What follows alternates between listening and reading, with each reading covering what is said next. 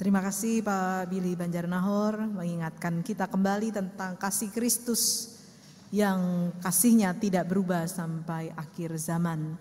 Kita juga akan merenungkan tentang kasih Kristus yang menyatakan dirinya sebagai sahabat kita melalui pemberitaan firman Tuhan. Mari kita mohon Tuhan memberkati kita lewat firman-Nya dan kita akan berdoa. Mari kita berdoa.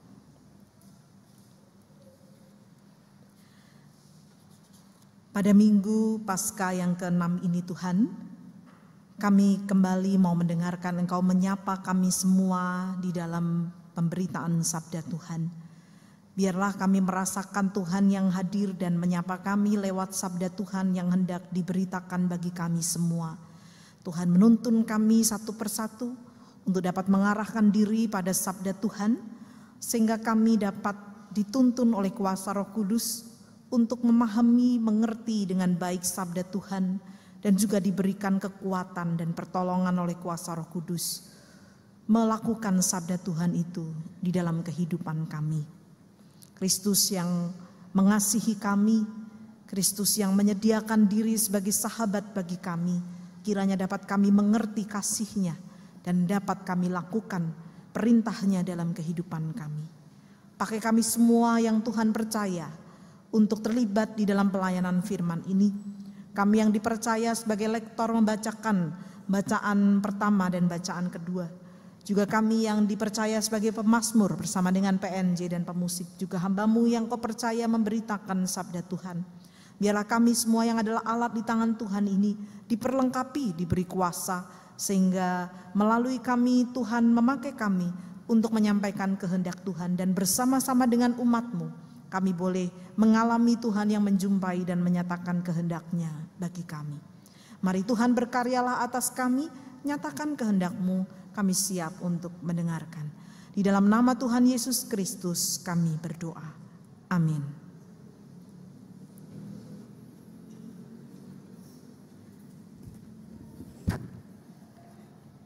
Bacaan pertama terambil dari Kisah Para Rasul 10 ayat 44 sampai dengan 48. Sementara Petrus berkata demikian, turunlah Roh Kudus ke atas semua orang yang mendengarkan pemberitaan itu.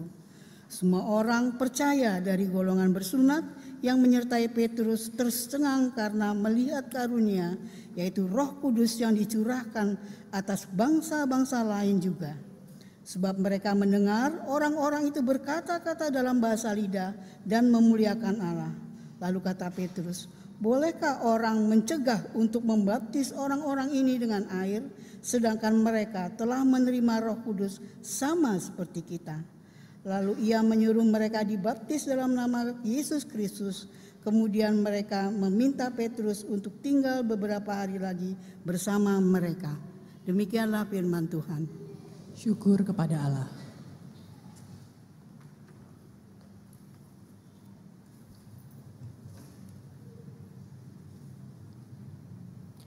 Marilah kita menanggapi firman Tuhan tadi dengan menyanyikan Mazmur bersama-sama 98.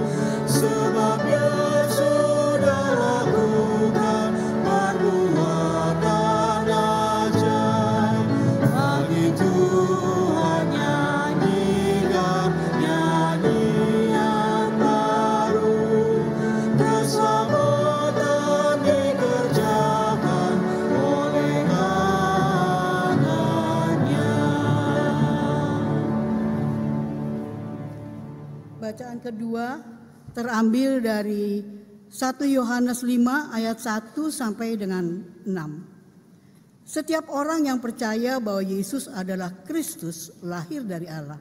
Setiap orang yang mengasihi Dia yang melahirkan, mengasihi juga Dia yang lahir dari Allah. Dengan inilah kita ketahui bahwa kita mengasihi anak-anak Allah, yaitu apabila kita mengasihi Allah serta melakukan perintah-perintahnya. Sebab inilah kasih kepada Allah, yaitu bahwa kita menuruti perintah-perintahnya. Perintah-perintahnya itu tidak berat, sebab semua orang yang lahir dari Allah mengalahkan dunia. Inilah kemenangan yang mengalahkan dunia, iman kita. Siapakah yang mengalahkan dunia selain Dia yang percaya bahwa Yesus adalah anak Allah? Inilah Dia yang telah datang melalui air dan darah, yaitu Yesus Kristus, bukan saja dengan air, tetapi dengan air dan dengan darah. Rohlah yang bersaksi, karena Roh adalah kebenaran. Demikianlah firman Tuhan. Syukur kepada Allah. Pembacaan Injil diambil dari Yohanes 15 ayat 9 sampai 17. Yohanes 15 ayat 9 sampai 17. Seperti Bapa telah mengasihi aku, demikian juga aku telah mengasihi kamu. Tinggallah di dalam kasih-Ku itu. Jikalau kamu menuruti perintah-perintah-Ku, kamu akan tinggal di dalam kasih-Ku.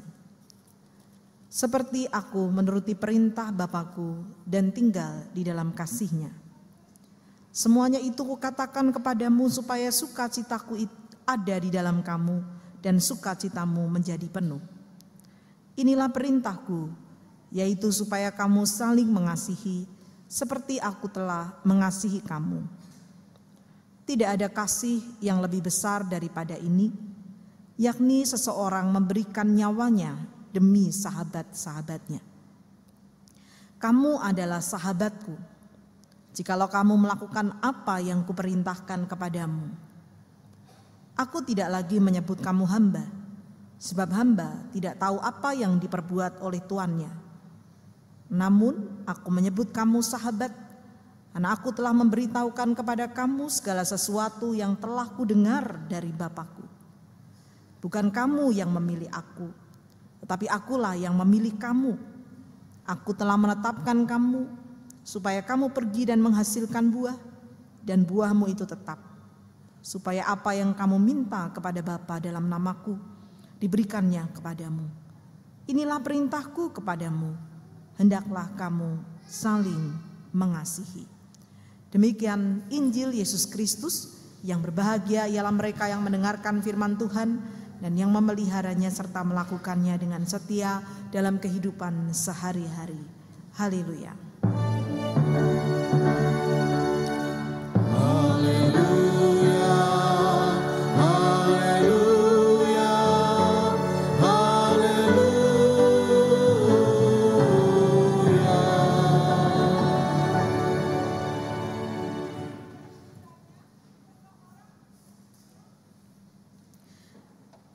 Bapak Ibu Saudara yang dikasihi Tuhan, pada minggu ini kita merayakan Minggu Paskah yang ke-6 dan pada Kamis besok kita merayakan ibadah kenaikan Tuhan Yesus ke surga.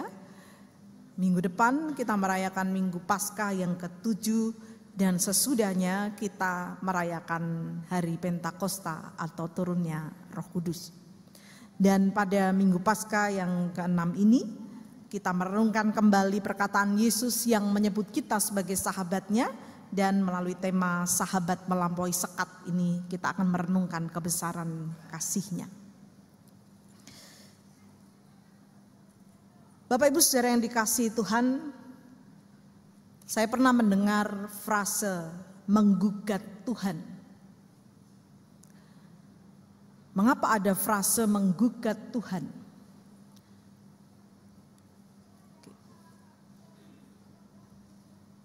Baik. Frase ini selama ini saya pahami hanyalah sebuah ekspresi dari mungkin ketika seseorang merasa kecewa, mungkin tidak puas, marah terhadap hidupnya, sehingga kemudian menggugat Tuhan. Saya membayangkan ketika seseorang menggugat Tuhan, mungkin dia menuliskan itu lewat sebuah tulisan, entah mungkin membuat surat atau puisi atau lagu atau apapun itu. Saya tidak pernah membayangkan bahwa ketika seseorang menggugat Tuhan, maka dia sungguh-sungguh menggugat Tuhan ke pengadilan secara hukum. Sampai kemudian saya menemukan ada berita sungguh bahwa ada orang-orang yang pernah menggugat Tuhan ke pengadilan. Ada beberapa orang yang melakukannya, ini contoh-contohnya. Jangan ditiru ya Bapak Ibu Saudara.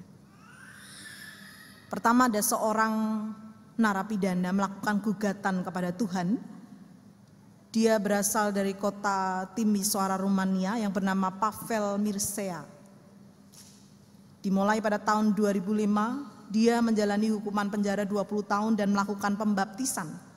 Dia mengaku berdoa kepada Tuhan dan mendengar jawaban secara langsung. Dia kecewa karena merasa Tuhan tidak mau melindunginya, sampai kemudian dia terlibat kasus pembunuhan. Gugatan itu dilakukan tahun 2007 melalui Gereja Ortodoks Rusia yang tentu ditolak oleh pengadilan. Alasannya jelas karena Tuhan dianggap berada di luar sistem hukum manusia, sehingga tidak bisa digugat sebagai terdakwa. Lalu yang kedua, dilakukan oleh seorang yang mengerti hukum, yakni pengacara Arizona, Amerika Serikat bernama Russell Tansey, mengajukan gugatan kepada Tuhan pada tahun 1970. Gugatan itu atas nama sekretarisnya bernama Betty Penrose. Gugatannya dengan ganti rugi sebesar $100.000. Penrose menyalahkan Tuhan atas kelalaiannya membiarkan petir menyambar rumahnya. Jadi rumahnya kesambar petir, Tuhan digugat $100.000. Lalu yang ketiga, ada seorang senator asal Nebraska bernama Ernie Chambers menggugat Tuhan karena Tuhan dianggap menyebabkan terjadinya berbagai bencana dan malapetaka di dunia. Gugatan ini dilayangkan pada 14 Oktober 2008 dan ditolak oleh pengadilan Douglas County, Amerika. Tetapi kemudian meski ini nyeleneh, rupanya sempat ada sidang ya, yang dilakukan untuk menindaklanjuti gugatan Chamber ini. Tapi sidang tidak bisa dilanjutkan. Kenapa? Karena Tuhan sebagai terdakwa tidak dapat dihubungi dan tidak bisa hadir memenuhi panggilan pengadilan. Bapak Ibu Saudara yang dikasihi Tuhan, ada-ada ya tingkah manusia ketika dia menyampaikan kekecewaan, kemarahan, ketidakmengertiannya ketika Tuhan yang dipandang maha kuasa ternyata bertindak di luar keinginan, di luar harapan, di luar pikiran manusia. Bagi mereka seharusnya Tuhan yang maha kuasa itu bertindaknya begini. Tapi kok tidak seperti bayangan mereka. Lalu muncul gugatan kepada Tuhan ini. Tema kita, sahabat melampaui sekat ini, bagi kita di masa kini, dapat kita terima ketika kita memahami bahwa Tuhan yang menjadikan kita sahabat itu terjadi dalam kemahakuasaannya. Kita bisa terima, tidak ada persoalan dengan itu. Tapi Tuhan yang menjadikan sahabat dan bukan hamba itu bisa dipandang mengganggu dan menyulitkan untuk dipahami ketika itu berangkat dari sebuah kesadaran akan pemahaman adanya sekat antara manusia yang berdosa dan Allah yang Maha Kudus. Ada sebuah pemahaman yang sangat kuat akan betapa Tuhan itu kudus dan manusia itu berdosa. Sekatnya sangat luas dan sangat dalam. Kalau kita ingat kisah Musa yang dijumpai Tuhan, lalu dia melihat semak duri yang menyala tapi tidak terbakar, lalu dia diminta untuk meninggalkan kasut atau kakinya. Mengapa? Karena tempat itu kudus. Karena kekudusan Tuhan itu dahsyat, tidak sembarangan orang bisa mendekat pada kekudusan Tuhan itu. Bahkan dalam pemahaman bangsa Israel, berjumpa dengan kekudusan Tuhan itu bisa mati. Karena begitu kudusnya Tuhan itu. Di sini dikatakan bahwa Tuhan menjadikan sahabat, bukan hamba. Mana bisa itu terjadi? Ini sebuah ketidakpatutan. Tuhan adalah Tuhan. Tidak mungkin Tuhan yang Maha Tinggi datang sebagai manusia. Dia terlalu kudus, masa dia datang sebagai manusia, memberikan nyawanya, lalu kemudian menjadi sahabat. Itu tidak mungkin, tidak bisa diterima dengan akal. Tapi itulah yang dilakukan oleh Tuhan.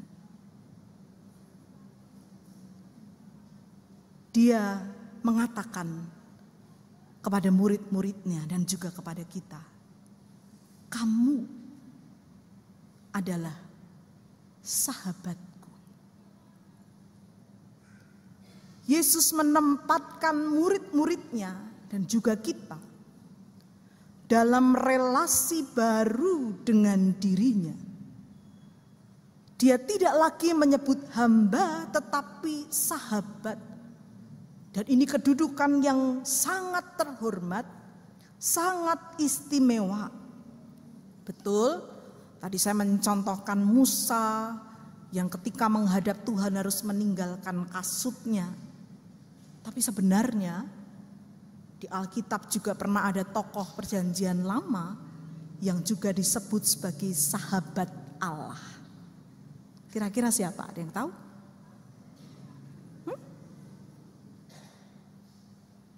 Saya berikan gambarnya. Siapa dia? Siapa Bapak Ibu? Siapa kira-kira? Disebutkan dalam Yesaya 41 ayat 8 dan Yakobus 2 ayat 23. Gambarnya enggak kelihatan ya? Itu gambar lagi apa sih? Sedang mengorbankan siapa? Ishak. Jadi Abraham disebut sebagai sahabat Allah.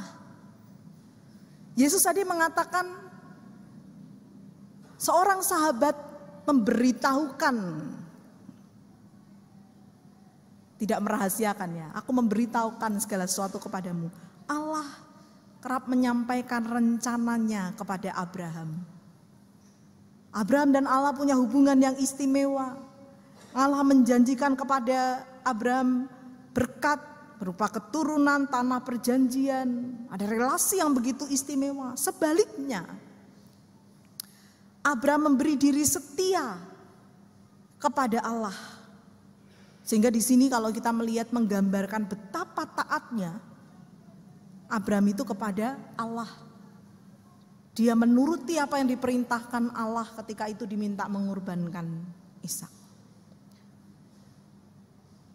Seperti Abraham memiliki hubungan yang istimewa dengan Allah inilah, maka Yesus menyebut para murid sebagai sahabatnya dengan relasi yang begitu istimewa. Kalau dalam zaman Yesus, ungkapan sahabat ini juga berasal dari kebiasaan atau adat di lingkungan Kaisar Roma maupun raja-raja timur, yang biasanya ada sekelompok orang-orang yang menjadi sahabat-sahabat kaisar atau sahabat-sahabat raja. Mereka ini bisa kapan saja datang kepada raja atau kaisar tanpa prosedur protokoler yang rumit, yang ribet. Mereka diberi hak untuk datang ke kamar tidur raja sekalipun. Bisa bercakap-cakap sebelum datang para petinggi menghadap kaisar atau raja. Sangat akrab, sangat karib. Jadi bayangkan ketika Yesus menyebut sebagai sahabat, betapa istimewanya sebutan ini. Ini tawaran yang sangat istimewa kalau kita mengingat latar belakang relasi persahabatan itu. Tidak hanya itu, yang membedakan dalam relasi Abraham dan kaisar-kaisar atau raja-raja dengan sahabatnya adalah Yesus menunjukkan keindahan kasih Yesus sebagai sahabat ketika dia menyebutkan di ayat 13, tidak ada kasih yang lebih besar daripada seseorang memberikan nyawanya demi sahabat-sahabatnya. Yesus mengasihi sahabat-sahabatnya, dan bukti kasihnya adalah memberikan nyawa bagi sahabat-sahabatnya. Dalam pemahaman dunia Yunani Romawi, Bapak Ibu Saudara, mati demi sahabat merupakan nilai yang tertinggi. Sehingga Yesus di sini mau menunjukkan betapa besarnya kasih yang ditunjukkannya kepada murid-muridnya, kepada kita sahabat-sahabatnya. Karena bagi para sahabatnya, Yesus bersedia memberikan nyawanya. Kita perlu kembali mengingat konteks pembicaraan Yesus adalah saat kematiannya yang sudah semakin dekat. Yesus mengartikan peristiwa kematiannya itu sebagai saat di mana dia menyerahkan nyawanya untuk para sahabatnya, orang-orang yang dikasihinya. Yang dalam pemahaman kita sebagai orang percaya, Yesus yang mati dan memberikan nyawanya itu adalah karya Allah yang meruntuhkan sekat antara manusia berdosa dan Allah yang kudus, yang sebelumnya tidak pernah bisa dijangkau oleh manusia. Hanya melalui Yesuslah sekat itu dihancurkan, diruntuhkan, dan manusia berdosa bisa datang kepada Allah. Sebagaimana dinyatakan dalam Yohanes 14 ayat 6, tidak ada seorang pun yang sampai kepada Bapa kalau tidak melalui aku. Dalam hal inilah yang sulit dimengerti. Bagaimana mungkin Allah yang Maha Tinggi datang ke dunia sebagai manusia, menyebut sahabat, lalu kemudian menyerahkan nyawanya. Mengapa Allah di dalam Yesus bersedia menyatakan kasih sayangnya dan memanggil kita sahabat, meruntuhkan sekat seperti ini dan memberikan nyawanya bagi sahabat-sahabatnya, kita orang-orang yang berdosa? Yesus menyatakan dalam Yohanes 15 ayat 16, bukan kamu yang memilih aku, tapi akulah yang memilih kamu. Artinya apa? Inisiatif, kehendak itu datangnya dari Tuhan. Inilah yang disebut anugerah,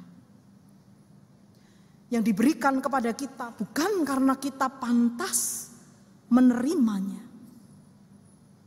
Yang diberikan kepada kita karena Dia mengasihi kita, yang membuat kita layak disebut sahabat, dikasihinya, dan datang kepadanya tanpa sekat lagi.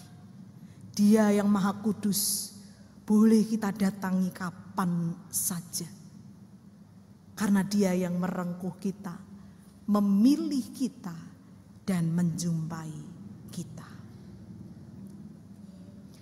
Mari kita merenungkan dua hal dari sabda Tuhan hari ini. Yang pertama, atas karya Tuhan Yesus ini, saya mengajak kita untuk bersyukur tentu, sambil terus percaya akan karya agung Kristus, Sang Sahabat kita. Bersyukur dan percaya adalah sikap iman yang harus kita kembangkan merespon karya Kristus, Sang Sahabat kita. Seperti pemazmur yang tadi dalam nyanyian Mazmur kita diajak nyanyikan nyanyian baru atas perbuatan ajaib Tuhan. Karena memang ajaib perbuatan Tuhan yang mendatangkan karya keselamatan itu. Meskipun tidak mudah dimengerti, tidak mudah dipahami, masa iya Allah datang ke dunia menjadi manusia, mengorbankan dirinya, memberikan nyawanya, menyebut kita sahabat. Itu tidak mudah dimengerti, tapi itulah karya ajaib yang dilakukan Tuhan. Itulah keadilan yang dilakukan oleh Tuhan. Yang harus kita syukuri, yang harus kita rayakan.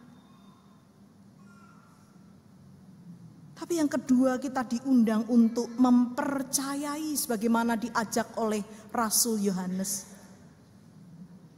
Dia mengatakan, siapakah yang mengalahkan dunia selain dia yang percaya bahwa Yesuslah anak Allah.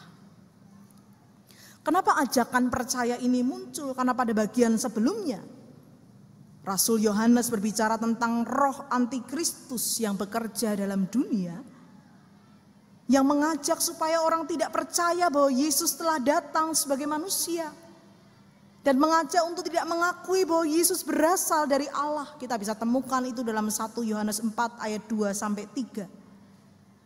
Roh antikristus ini menyesatkan banyak orang untuk tidak percaya kepada Tuhan Yesus.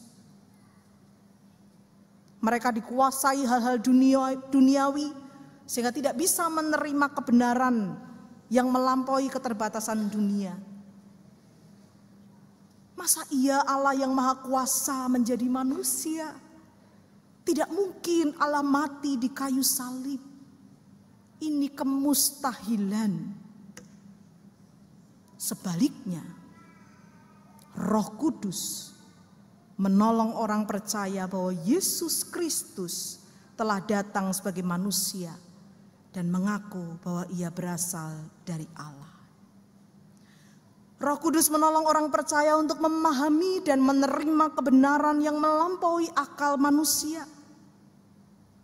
Maka Rasul Yohanes membesarkan hati orang percaya dan menyebut mereka sebagai orang-orang yang telah mengalahkan dunia, yang tidak percaya dan menggugat kemahakuasaan Allah yang dianggap tidak pantas melakukan tindakan yang demikian.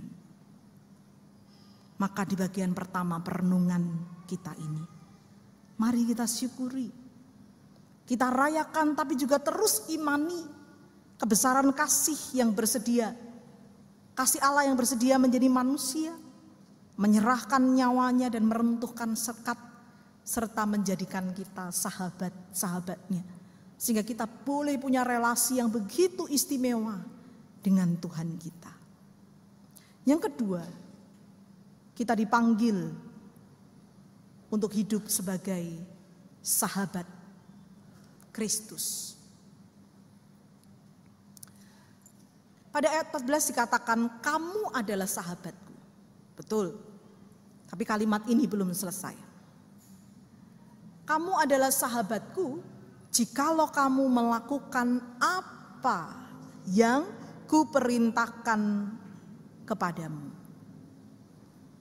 Dalam 1 Yohanes 5 bacaan kita yang kedua, hal senada dikatakan bahwa bukti kita mengasihi Allah ketika kita menuruti perintahnya. Kita menjadi sahabat Kristus juga ketika kita menuruti perintahnya. Apa perintahnya? Tentu saja perintah untuk mengasihi, seperti yang terkandung dari makna sahabat itu. Untuk dapat mengasihi, Injil Yohanes menegaskan tentang pentingnya tinggal dalam kasih Kristus di ayat 9 sampai 10. Karena dengan tinggal dalam kasih Kristus, kita mampu mengasihi sebagaimana Kristus mengasihi kita. Inilah yang kemudian dihidupi oleh Petrus.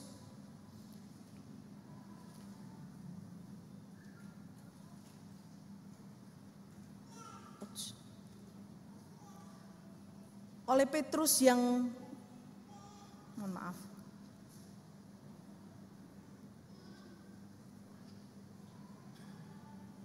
tayangannya berbeda, boleh dibantu yang di atas?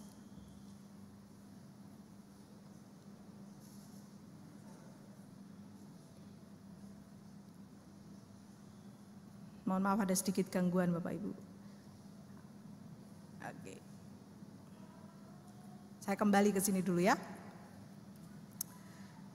Ini yang dihidupi oleh Petrus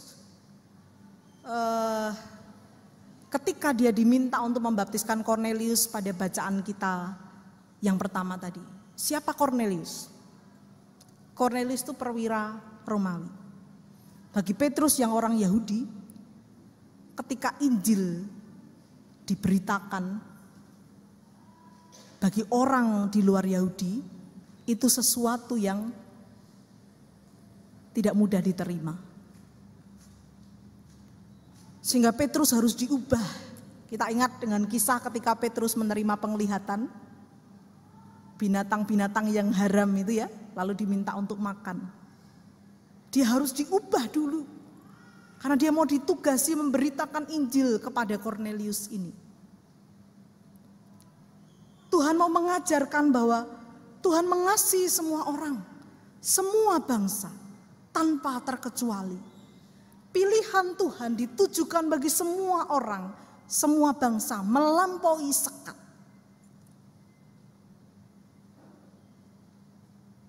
Petrus dan para rasul telah melakukan kehidupan sebagai sahabat-sahabat Kristus yang mengasihi tanpa sekat.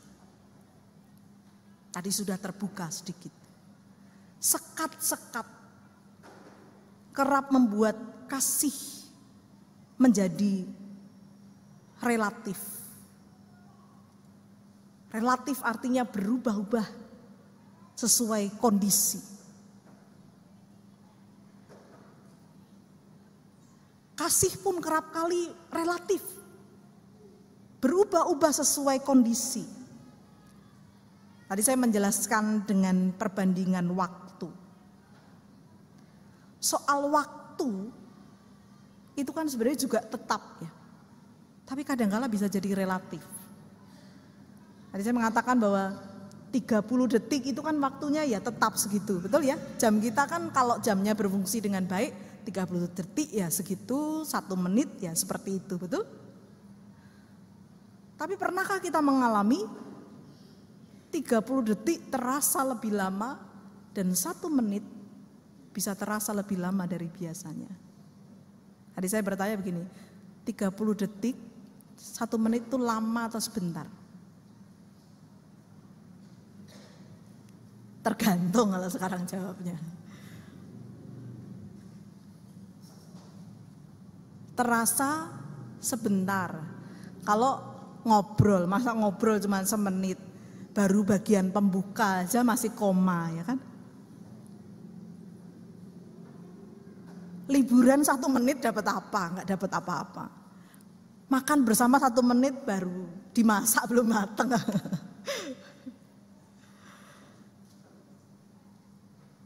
Tapi 1 menit bisa terasa lama. Kalau kita sedang merasa ketakutan, betul gak? Kita melihat sesuatu yang menyeramkan, gitu. Ternyata tuh 1 menit tuh rasanya lama banget gitu ya. Tiba-tiba kita lihat sesuatu gitu, berapa lama sih tadi? 1 menit terasa 1 jam gitu ya. Pernah gak ngalami itu? Atau kalau tadi saya contohin apa ya? 1 menit plank. Pernah Bapak Ibu? 1 menit plank itu ndredeg. Ndredeg itu apa sih bahasa Indonesianya? Gemetar. 30 detik itu saya nanya terus, udah berapa lama? Kok lama ya 30 detik ya? Saya pikir sudah 1 jam gitu ya. 30 detik itu terasa lama gitu. Itu membuat waktu terasa relatif. Padahal sebenarnya 30 detiknya sama. Kasih kerap relatif. Berubah-ubah sesuai keadaan atau kondisi. Tergantung situasi atau keadaan. Kasih tergantung latar belakang suku, agama. Tergantung status dalam masyarakat. Kasih kita kadang-kala tergantung mood kita. Kasih yang relatif terjadi karena ada sekat atau dinding. Seperti lagu zamannya Pak Joni sama Pak Wilton ini. Anak muda tahu lagu ini? Pak Martinus yang masih muda juga tahu lagu ini.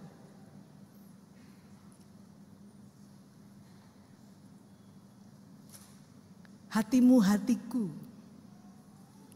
di antara hatimu hatiku terbentang dinding yang tinggi. Sedih banget loh, ada dinding yang tinggi, tidak ada satu jua jendela, nggak ada jendelanya gitu ya. Agarku memandangmu. Pak Billy nanti lagu kedua jangan ini ya Pak Billy ya. Cinta antara laki-laki dan perempuan bisa dibatasi juga oleh banyak dinding yang tinggi kalau menurut lagu ini.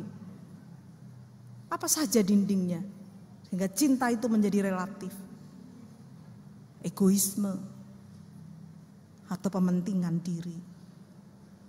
Komunikasi yang tidak berjalan baik. Ketidaksetiaan mungkin. Perbedaan nilai yang dipegang. Perbedaan kebiasaan, perbedaan pandangan, dan banyak lagi yang lain. Ketidakjujuran. Yesus di sini berbicara tentang kasih yang melampaui dinding, yang melampaui sekat, dan tidak bergantung pada situasi atau kondisi. Kasih yang tidak relatif. Tapi kasih yang tetap. Dan indahnya kasih itu lebih dulu dia tunjukkan bagi kita. Bukan kasih yang bergantung keadaan. Tapi kasih yang mengampuni. Kasih yang memberi dirinya. Bukan karena kita pantas menerimanya.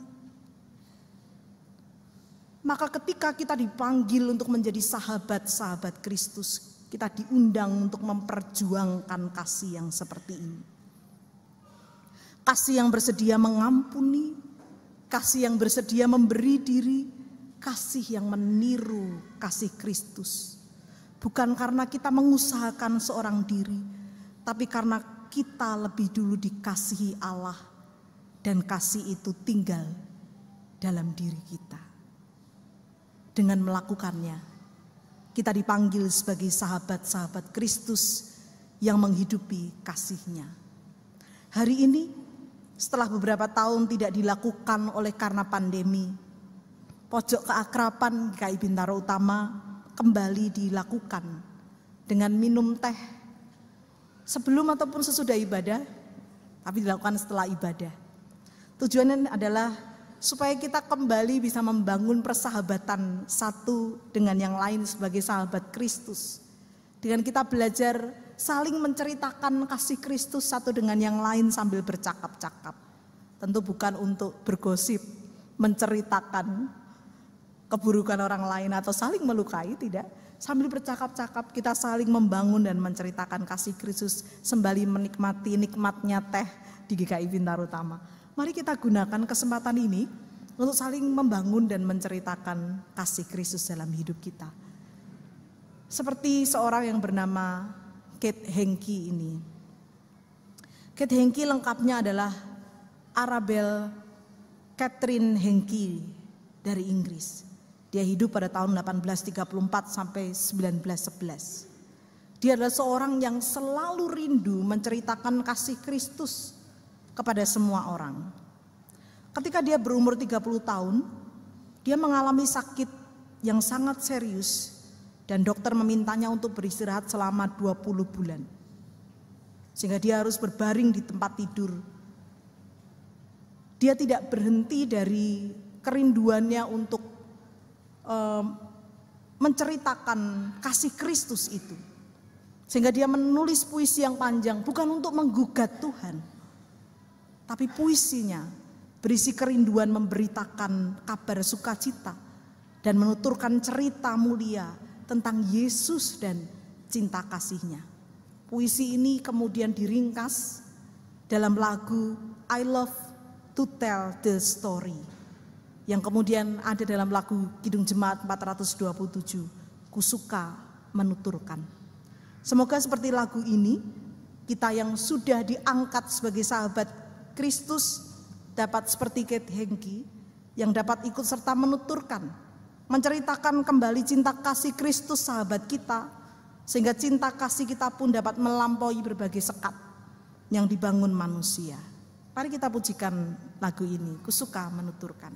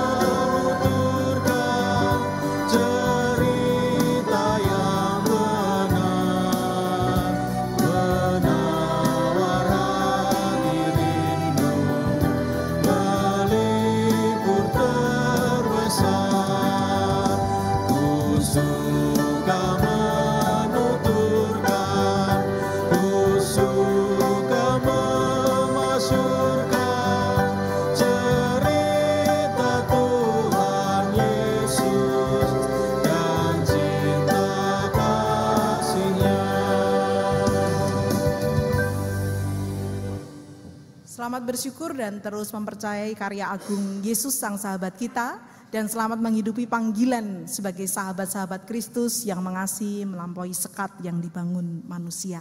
Tuhan memberkati kita. Amin. Saat hening bagi kita.